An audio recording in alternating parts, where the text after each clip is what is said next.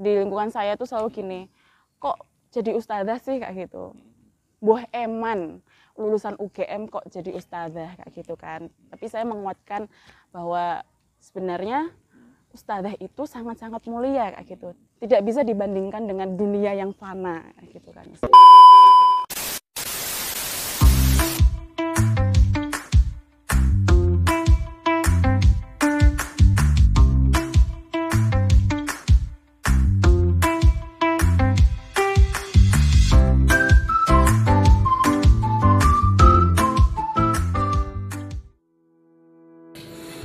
Assalamualaikum warahmatullahi wabarakatuh. Senang sekali Sobat Biru, bincang seru, bernas dan bermutu bias Yaumi Fatimah. Kali ini saya akan menyambangi salah satu sosok yang istimewa. Beliau adalah Ustadzah Anissa Rahmatika. Nah, yang spesial dari beliau ini adalah kalau kita ngomong-ngomong tentang pendidikan berkelanjutan, yaitu sebagaimana program yang diterapkan di Yaumi Fatimah karena punya step-step yang jelas, program yang jelas dari mulai batita, playgroup, kemudian tahapan-tahapan perkembangannya, sehingga di kematangan ketika saat sudah lulus SMA, siap berkarya di masyarakat. Nah, salah satunya sosok yang mengalami pendidikan berkelanjutan secara langsung adalah Ustadzah Rahmatika, yaitu dia bersekolah sejak dari TK ya, sejak dari TK masih bergelung tinggi. Kemudian sekarang bahkan sekarang lulusan UGM ini tidak tanggung-tanggung mau bergabung berjuang bersama kami di sini, yaitu di Bias Yaumi Fatimah, untuk bersama-sama mencerdaskan anak bangsa. Nanti kita akan kulik mengapa dia memilih untuk menjadi pejuang pendidikan melalui Bias Yaumi Fatimah. Oke, yang pertama, selamat datang Ustadzah Tika di Biru. Ya, selamat datang Ustadz. Gimana kabarnya? Untuk saat ini, alhamdulillah baik kok sana. Ya, insya Allah seterusnya akan baik Ustadz. Amin. Oke, Ustadzah Tika ini adalah orang yang tadi saya katakan adalah contoh langsung bagaimana berpendidikan berkelanjutan. Bisa diceritakan mulai dari TK, kemudian kemananya? Iya. Dari TK, saya angkatan ke-5 Ustadz. Lalu ke MI, dulu namanya masih MIT ya. MIT Yaumi Fatimah, angkatan ke-5. Lalu berlanjut ke SMP IT Itihadul Muwahhidin di angkatan ke-3. Lalu berlanjut bahkan ke SMA-nya. SMA Bias, ya, SMA Bias. Angkatan ke-3 juga. Dan tidak hanya cukup di situ, setelah dari Bias pun masih mambu-mambu, masih istilahnya. Beraroma biasnya menjadi musrifah, yaitu menjadi semacam pendamping asrama atau pondoknya Bias. Ya, sambil kuliah di UGM waktu itu ya. Oke. Nah, menarik sekali perjalanan dari Ustadzah Tika tadi, step by stepnya. Nah, dari rentang waktu yang panjang tadi itu banyak orang yang bertanya, bosan nggak sih sekolah di Bias? Ya, itu Ustadz. Banyak banget yang tanya gitu kan, bosan nggak sih? Kok kayaknya dari TK sampai SMA bahkan kuliah pun juga masih beraroma masih beraroma Bias kayak gitu. Sebenarnya nggak bosan sih karena setiap jenjang itu pasti akan punya tantangan tersendiri, punya pengalaman tersendiri juga. Ada hal baru yang didapatkan ya. Betul, ada hal baru. Dari yang TK yang dulu bermain sambil belajar, terus waktu di SD ditempa tempat di mana itu pengalaman seru, melihat dunia luar. Bahkan dulu tuh di SD itu kayaknya aku yang inget tuh cuma pergi belajar di luar, kayak gitu Ustaz. Outing kelasnya ya benar. Terus PKL-nya sering banget perginya kayak gitu. Bahkan terus SMP yang dimana umur 12 tahun sudah harus bisa bermandiri ke luar pulau gitu Ustaz. Itu kan pertama kalinya saya pergi tanpa orang tua ke luar pulau gitu. Waktu SD keluar kota. Waktu SD keluar kota. Waktu SMP ke luar pulau gitu. Jadi setiap jenjangnya itu pasti punya pengalaman dan tantangan tersendiri. Intinya tidak ada kata kamus bosen gitu tidak ya, ada karena selalu ada hal yang menarik yang didapatkan di step-step itu. Oke. Nah, cukup jelas dan singkat penjelasan dari Ustadzah Tika. Nah, selanjutnya ini yang banyak ditanyakan orang. Kenapa sih akhirnya Ustadzah Tika kepencut, tertarik untuk bergabung berjuang bersama ustadz-ustadzahnya yang dulu sama-sama menjadi guru di pendidikan? Jadi awalnya Ustadz, saya itu tidak tertarik di pendidikannya, tapi saya tertarik dengan dunia mengajar. Jadi waktu saya kuliah di UGM itu, saya lebih suka mengajar, bahkan ke TPA yang desa terpencil kayak gitu. Saya rela dari dulu itu dari kota lah istilahnya kan. Saya asramanya di kota, terus ke daerah yang sangat-sangat terpelosok gitu. Itu rela saya jalani hanya untuk mengajar. Kok hanya ya? Bukan hanya ya, istilahnya untuk mendapatkan pengalaman mengajar, terus ketemu anak-anak, gimana caranya menghadapi anak yang nangis, yang rewel, yang ini ya, itu saya sudah cinta. Sudah jalani ketika sambil kuliah gitu ya? Betul, sudah dijalani dari kuliah itu sudah suka dengan mengajar gitu. Nah itu, jadi yang pertama kenapa kok saya akhirnya lebih memilih untuk mengajar kayak gitu.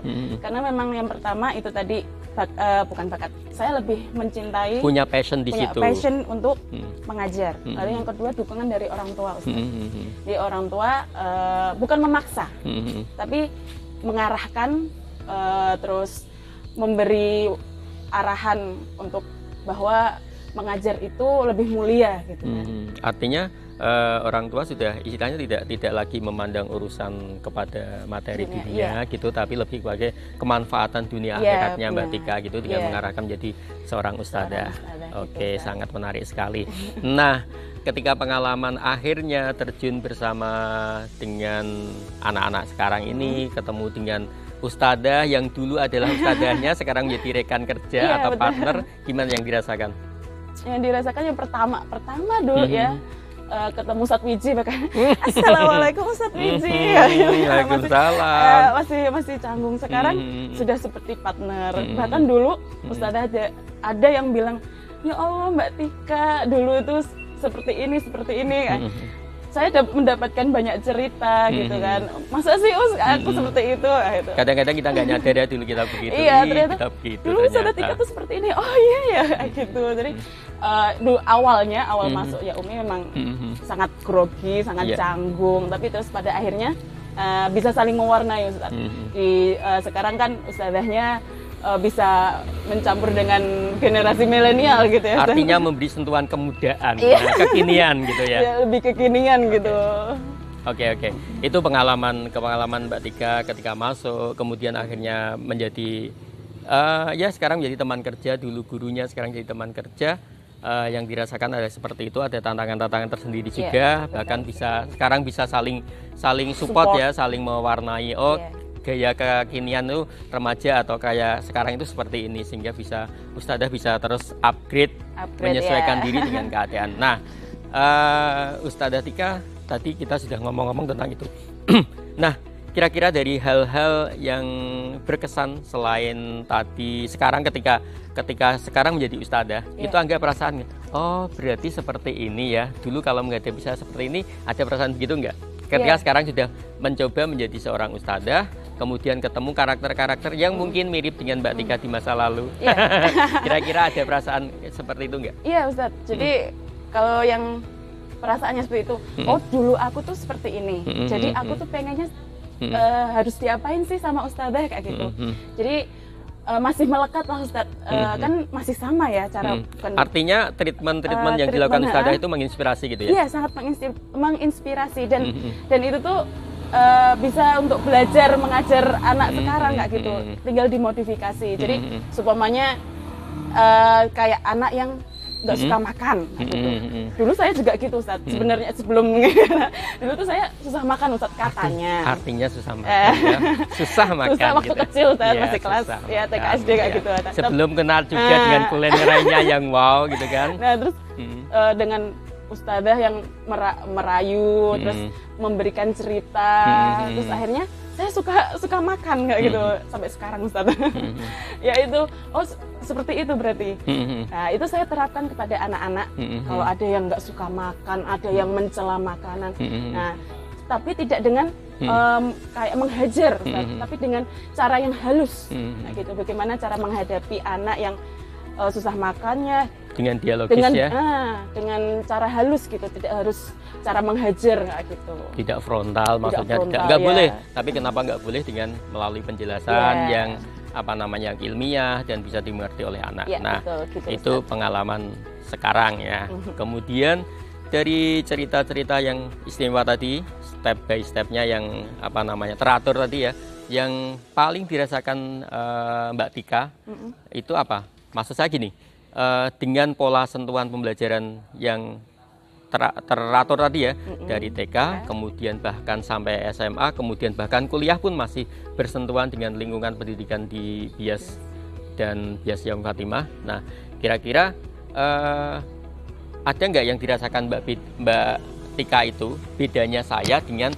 teman yang tidak melalui step seperti saya, katakanlah tetangga atau itu merasakan nggak bahwa saya memang berbeda karena ini gitu? Ya, sangat-sangat berbeda Ustadz. Yang pertama mungkin cara menghadapi lingkungan Ustadz. Karena yang sekarang ini saya pernah berada di lingkungan orang-orang yang bervariasi ya Ustadz ya. Ada yang seperti ini, ada yang seperti ini. Nah, bagaimana saya itu sudah ditempa selama 18 tahun itu ya, dari TK sampai SMA itu diajarkan untuk bagaimana kamu itu bisa menghadapi lingkunganmu, gitu, bisa menjaga diri gitu. Itu yang pertama Ustaz. Yang kedua, mengolah emosi. Nah, entah nggak tahu kenapa Ustaz, di antara teman-teman saya tuh ya, maksudnya gimana ya, cara mengolah emosi saya itu lebih istilahnya terlihat beda lah dengan mereka. Iya, terlihat beda dengan teman saya, walaupun saya dan teman saya seumuran. Gitu, itu beda. Tapi yang paling terus ada lagi sih yang kayak ya pembelajaran kayak pembelajaran tentang keuangan kan waktu SMP kan jelas ya Ustadz ya, SMP kita sudah berasrama kayak gitu, jadi harus bagaimana caranya bisa mengatur keuangan, gitu ya. Manajemen waktu itu sangat-sangat manajemen waktu ya, terutama manajemen waktu. Karena di kuliah ya kita tahu sendiri lah, kalau kuliah itu kan dosen itu sudah nggak peduli kamu mau belajar mau enggak itu yang gitu. Penting ada nilai, yang penting gitu. Setor muka. Betul Ustaz. Jadi itu di situ saya sangat-sangat terbantu dengan dulu saya yang dimana ada kegiatan sekolah, terus juga ada kegiatan asrama, bagaimana bisa mengkompernya, tetap nilainya bagus dan agamanya juga bagus kayak gitu. Dan sosialnya waktu SMA kan juga ada pensi, banyak kegiatan Ustaz. Jadi tetap bagaimana tuh kita bisa mengatur waktu, manajemen waktunya kayak gitu. Oke. Artinya mungkin kalau mau dikerucutkan bahwa bedanya Mbak Tika ini punya pegangan nilai yang jelas gitu ya, untuk apa di dunia, step apa tujuan di dunia, sehingga kadang-kadang bisa memprioritaskan mana yang penting untuk kebaikan saya dan akhirat saya mungkin dibanding orang lain yang mungkin dalam tanda kutip tadi ya, kadang-kadang orang berpikir kenapain sih Mbak Tika lulusan UGM kok cuma jadi ustadzah gitu ya, padahal kemuliaan ustadzah itu lebih tinggi, nggak bisa diukur. Karena apa? Ketika kita mengajarkan kebaikan kepada orang lain, kemudian orang lain menggunakan kebaikan itu, maka itu akan menjadi amal soleh yang tidak bisa dinilai, datang terus-menerus. Nah itu kadang-kadang orang kan lihatnya bukan pada sisi itu, sehingga seolah-olah salary itu jadi ukuran gitu ya. Selalu Ustaz, jadi kayak di lingkungan saya tuh selalu gini, kok jadi ustadzah sih kayak gitu. Buah eman lulusan UGM kok jadi ustadzah kayak gitu kan. Tapi saya menguatkan bahwa sebenarnya ustadzah itu sangat-sangat mulia kayak gitu. Tidak bisa dibandingkan dengan dunia yang fana. Nah, pikiran begitu kan karena tertempa oleh pengalaman 18 tahun dengan pendidikan tauhid, dengan tadi istilahnya kayak dulu sudah istilahnya kayak semacam kalau orang itu praktek kerja nyata ya, praktek kerja nyata yang betul-betul nyata ketika menjadi seorang musyrifah itu tadi ya. Oke, nah Ustadzah Tika sangat menarik sekali. Kira-kira apa sih yang ingin disampaikan kepada teman-teman alumni terkait dengan gini ya, bahwa di sekolah ini kan visinya itu adalah bagaimana merawat fitrah tauhid, kemudian nanti silahkan kalian berkarya di masyarakat semaksimalnya, yang penting mengangkat nama Islam, mengangkat tauhid, mengangkat kebaikan. Nah, kira-kira apa yang ingin disampaikan oleh kepada teman-teman yang lain yang saat ini berkiprah di mana-mana tapi tidak punya kesempatan semulia Mbak Tika menjadi seorang ustadzah? Ya. Yang ingin saya sampaikan ke teman-teman, insya Allah dengan Biru ini ya, siapapun sih, bukan hanya teman-teman alumni, teman ya, tapi siapapun itu yang menonton, vlog ini, ya tebarkanlah kebaikan gitu. Jadi apapun kita, tapi tebarkanlah kebaikan itu. Dari mulai yang kecil sampai yang besar, bahkan membuang sampah pada tempatnya pun juga apa namanya, sangat berharga gitu ya.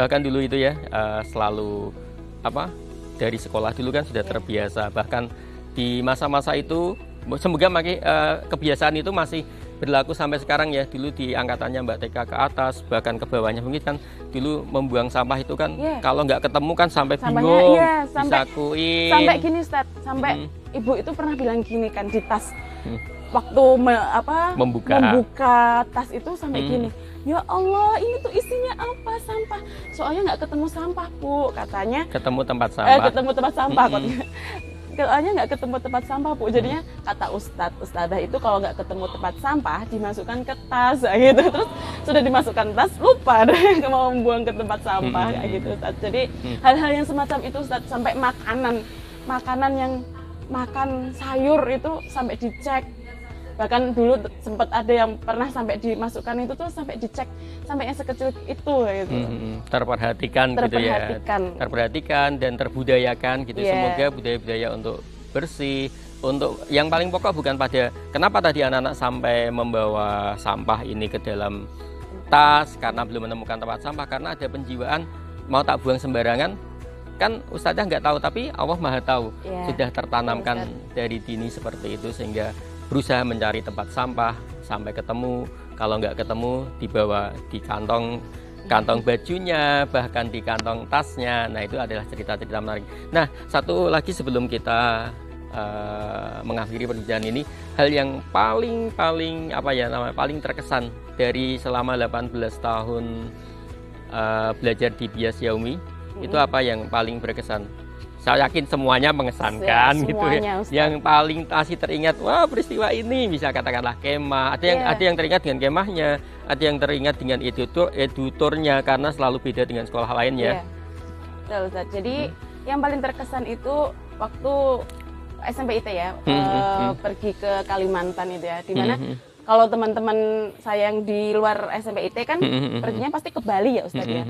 Itu berbeda sendiri, kita ke Kalimantan dengan waktu angkatan pertama karena saya pertama kali dengan berangkat menggunakan kapal Ustadz ya gitu. Itu sangat-sangat excited banget lah saya tuh. Mengalami berapa moda transportasi dari kapal, bis, kemudian terus, yang di sungai itu, klotok. Iya bener. Terus itu. Pesawat juga nggak? Pesawat juga Ustadz. Gitu. Okay. Jadi banyak pengalaman di situ ternyata, ya Allah, itu yang paling terkesan.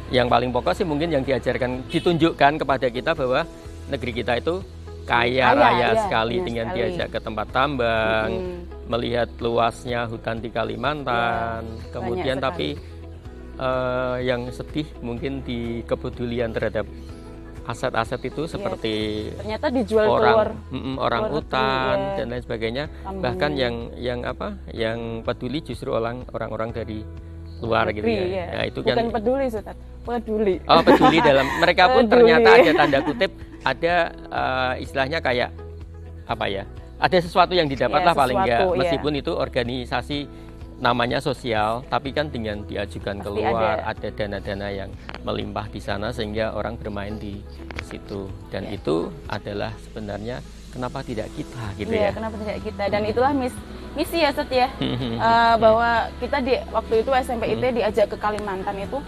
memperkenalkan ini loh, kita Indonesia tuh kaya sekali. Nanti baru kalian Kalimantan gitu ya. Kalian tuh yang nanti generasi 2030 yang akan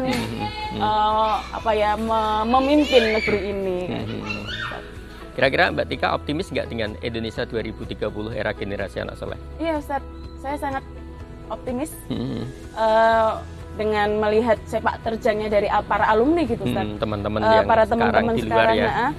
Itu pasti banyak sekali alumni itu yang memegang peran Ustaz. Jadi waktu saya kuliah di UGM, ketua ketua perhimpunan mahasiswa Pati itu ternyata teman saya sendiri Ustaz, kayak gitu. Jadi kan mereka itu pasti akan memegang andil. Meskipun dulu di sekolah itu sama rata, kelihatan biasa-biasa ya karena disikapi sama, tapi ketika keluar mereka sudah menetas. Iya, sudah menetas. Menetas dengan karena pelakon-pelakon tadi. Oke, sangat menarik sekali kita berbincang dengan Ustadzah Anissa Rahma Tika tadi. Semoga memberikan banyak inspirasi untuk kita semuanya. Ternyata memang pendidikan berkelanjutan itu sangat penting, karena kalau terputus-putus, polanya berbeda, pola asuhnya berbeda, akan memulai step yang baru lagi, sehingga seolah seperti nggak jadi-jadi gitu ya. Tapi kalau stepnya sudah jelas dari TK, SD, kemudian SMP, SMA, insya Allah ketika lepas itu sudah punya pondasi yang cukup untuk berkarya di masyarakat. Oke, sangat menarik sekali. Sampai ketemu pada perbincangan seru selanjutnya bersama saya dari tim Biru Bincang Seru Bernas dan Bermutu Bias Yaumi Fatimah. Mohon pamit. Assalamualaikum warahmatullahi wabarakatuh.